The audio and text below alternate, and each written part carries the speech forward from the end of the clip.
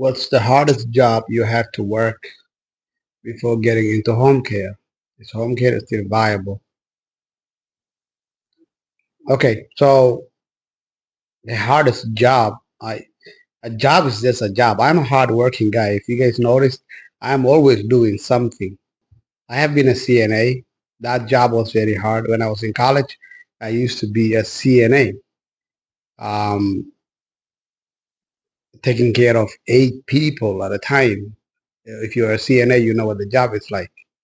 Um, And then every job is just a job. To me, you go to work, do what you got to do, and go home. That's just a job. A man's supposed to work. Now, as far as a home care goes, home care is not going anywhere. Statistically speaking, if you look at the graph, um, the last 20 years, home care graph just keep going up and up and up and up, and it's not going to come down.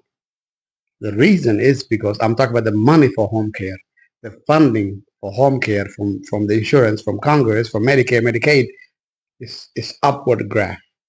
Okay, so this is not going anywhere, right?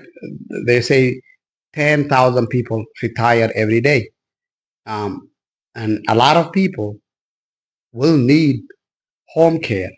The reason is because back in the days it was all about take grandma to a nursing home.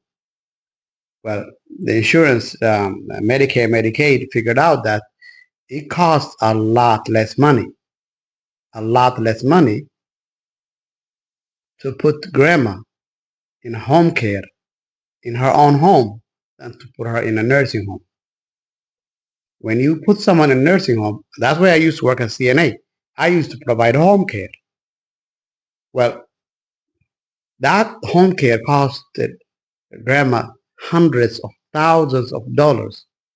If I hired someone 24 hours to work for one person in home care, it's not going to be anywhere close to what it would cost to keep that person in a nursing home. So for that reason, there's a growth in elderly. There's an incentive to keep people out of nursing homes. For those two reasons alone, home care is here to stay. Now, if you're just going to do what your cousins are doing and attack the same state and the same county, you're not doing these things right. Home care, um, your goal in home care is to spread out to other cities where there's a need for it, hire a manager and hire an office manager, hire a field manager, and run the home care that way. The goal is to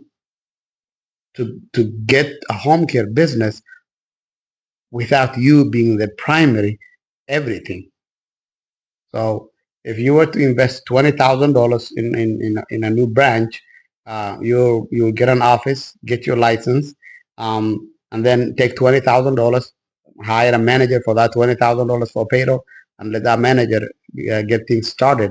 And that is a good investment. That's how I would approach this from. So it's a good business. It's here to stay, and a job is just a job. But I wouldn't work for anyone else if I can get a home care business going for me.